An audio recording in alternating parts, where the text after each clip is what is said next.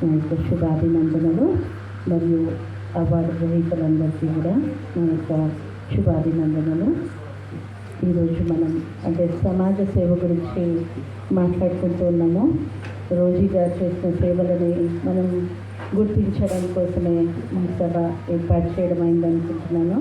అందులో కూడా మహిళగా ఉండి ఇంత సేవ చేయడము అనేది మనకి ప్రేరణ ఇస్తుంది. మహిళలో ఎంత శక్తి ఉంది, అందుకే ఉమెన్స్ డే కూడా ఎంత గ్రాండ్గా ఎన్ని రోజులు జరుపుకుంటూ ఉన్నాము. ఒకప్పుడు మన పురాతన కాలంలో శాస్త్రాలు కథల్లో మనం వింటూ వచ్చాము. అసురులని సంహరించడానికి భగవంతుడు స్త్రీ శక్తిని తయారు చేసి స్త్రీని పుట్టించి అసురులను సంహరించినట్టుగా కథలు వింటూ వచ్చాము. తర్వాత మన హిస్టరీలో కూడా మనం వింటూ వచ్చాము. ఝాన్సీ లక్ష్మీబాయి, రుద్రమాదేవి ఇలాంటి ఎంతోమంది ఎన్నో విజయాలను సాధించారు. మరి ఈరోజు చూస్తే ఈరోజు కూడా మహిళల్లో ఏమీ తక్కువ శక్తి లేదు.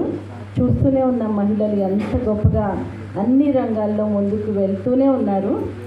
కానీ ఎంత ముందుకు వెళ్ళినప్పటికీ మళ్ళీ మహిళ అనగానే ఒక నెగిటివ్ ఇంప్రెషన్స్ చూడగానే చెడు ఆలోచనలు పుట్టడం ఇలాంటివన్నీ జరుగుతున్నాయి. ఒకప్పుడు మహిళలను దేవి రూపంలో ఎంత మంచిగా చదువుకున్న విద్యావంతుడైనప్పటికీ, అది పురుషుడైనప్పటికీ విద్యాదేవి సరస్వతినే పూజిస్తూ వచ్చారు.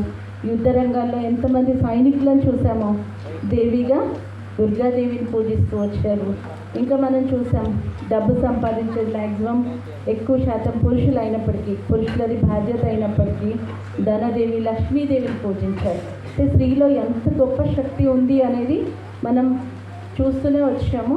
ఇప్పుడు కూడా చెప్తూ ఉంటారు, ఎక్కడ స్త్రీ శక్తికి పూజ గౌరవం జరుగుతుందో అక్కడ దేవతల నిలయం ఉంటుంది అని. మన గాంధీ గారు కూడా చెప్పారు, ఎక్కడైతే అర్ధరాత్రి ఒక ఆడ పిల్ల స్వతంత్రంగా ధైర్యంగా సేఫ్టీగా ఇంటికి రాగలదో అదే నిజమైన స్వతంత్రము అని. అలాంటి రామరాజ్యం మన సృష్టిలోకి రావాలి అంటే మనందరిలో ఒక ఆధ్యాత్మిక శక్తి యొక్క జాగరణ అవసరము. ఆ శక్తి ఏంటి అంటే భగవంతుడి గురించి చెప్తూ ఉంటారు. భగవంతుడు తన శక్తులని తన గుణాలని అన్నీ స్త్రీలో నింపాడు అని. అందుకనే స్త్రీని మాతృమూర్తి అని, మన భాషల్లో కూడా మాతృభాష, వందే మాతరం అని, మాతృభూమి అని, ఇంకా గంగా, యమున, నర్మద నదుల పేరు కూడా అలా పెడుతూ వచ్చారు.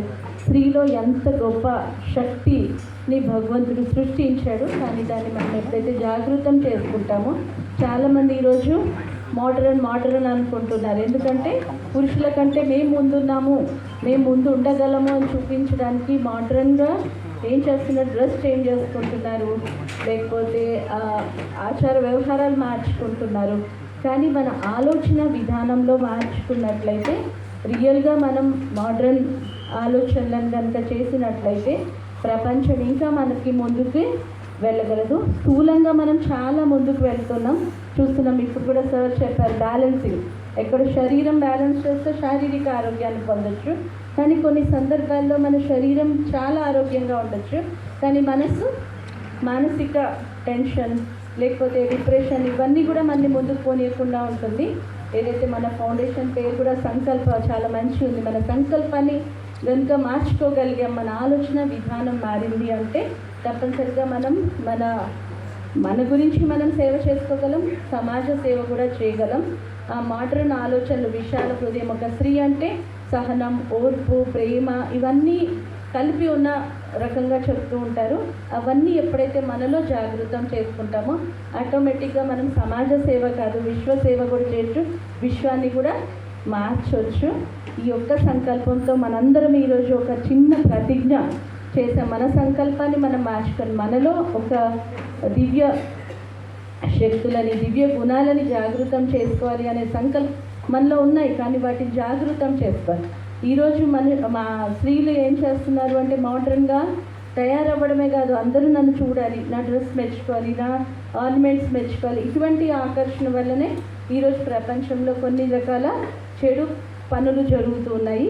కానీ ఎప్పుడైతే మన సంకల్పాల్లో ఆలోచనలో మార్పు జరిగిందనుకోండి, ఆటోమేటిక్గా దేవతల ముందుకు వెళ్తారు. వాళ్ళు కూడా చాలా సౌందర్యం ఉంటుంది, కానీ ఎట్లాంటి వాళ్ళు కూడా తల వంచి దండం పెడతారు. ఎంతటి కామీలైనా క్రోధీలైనా దేవతల ముందు తల వంచుతారు. ఈరోజు మనందరి ముందర కూడా అంటే స్త్రీలో ఎంత ప్యూరిటీ ఉందో ఆ ప్యూరిటీని కనుక జాగృతం చేసుకోగలిగినట్లయితే ఆటోమేటిక్గా ప్రపంచం మొత్తం పరివర్తన జరుగుతుంది, ప్రతి ఒక్కరిలో పరివర్తన జరుగుతుంది. ఈ శుద్ధ సంకల్పంతో మనం ఈరోజు ఈ సమావేశంలో ఒక సంకల్పాన్ని తీసుకుందాం. Thank you.